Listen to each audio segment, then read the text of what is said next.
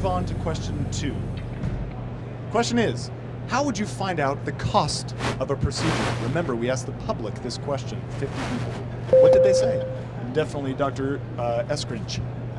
Call the Bernie, hospital. excuse me. Call the hospital. Call the hospital, survey says. Ask clinical staff or insurance provider. Judge, we're going to say that's okay? You got a generous judge. Congratulations. Okay.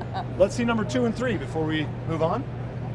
Don't find out at all, and tried but got a runaround. I thought Didn't they'd really say work they'd out. Google it. That was That my, is kinda surprising, isn't it? that's what took me so long. I know, I'm like, It was between just call the hospital or Google. Well, I guess that's the first question then.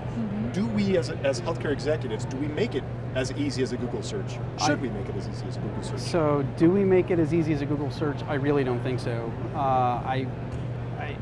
Because even asking what the cost is loaded, because you can have a very big difference between price, cost to organization, cost to the patient, cost to insurance, and which one of those are you talking about? Because really the only one that matters at the end of the day, truthfully, is cost to the patient. What are they going to have to pay? That's what they care about. Right. And I really do feel like we should make it right as transparent to the patient as possible.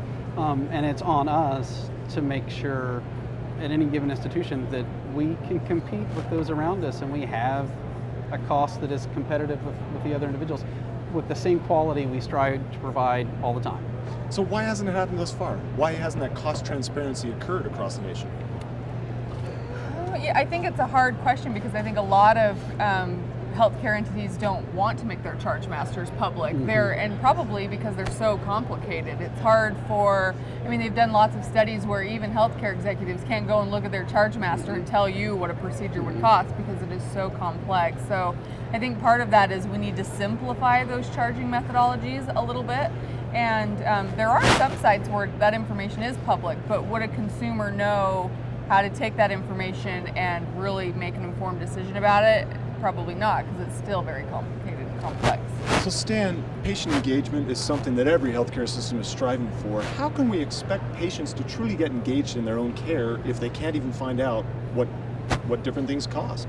Yeah, I think it would be very difficult, and I think the real point is that we do want patients to be involved in their health care, and as we often talk about shared responsibility for costs, and if you don't include the patient in that discussion, then it's really kind of just a one-sided sort of event. And as consumers, when we have choice and we know the cost of things, we make decisions based on what we experience. And in our current situation, so much of the cost is hidden behind insurance or other sorts of payments by Medicare or Medicaid, other things.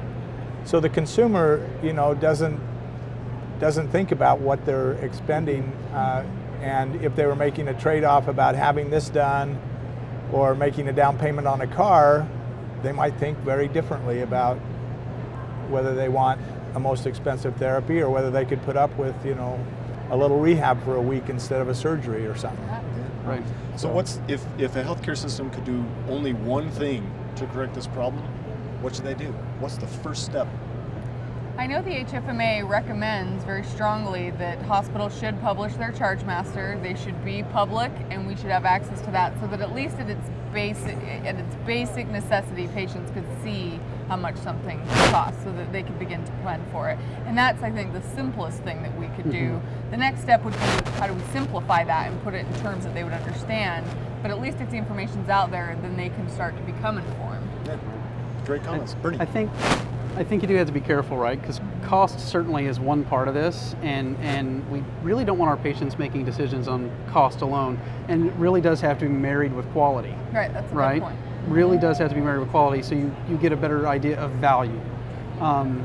You don't necessarily want to spend the least amount of money if you know you're going to end up in the hospital 2 weeks longer than some other place. Yeah. Right. So it's important to have both. I Great. think. Thanks a lot, contestants. Appreciate it. And Bernie takes the round. Thanks for joining us for People's Choice by Intermountain Healthcare. Let's move on to question 3.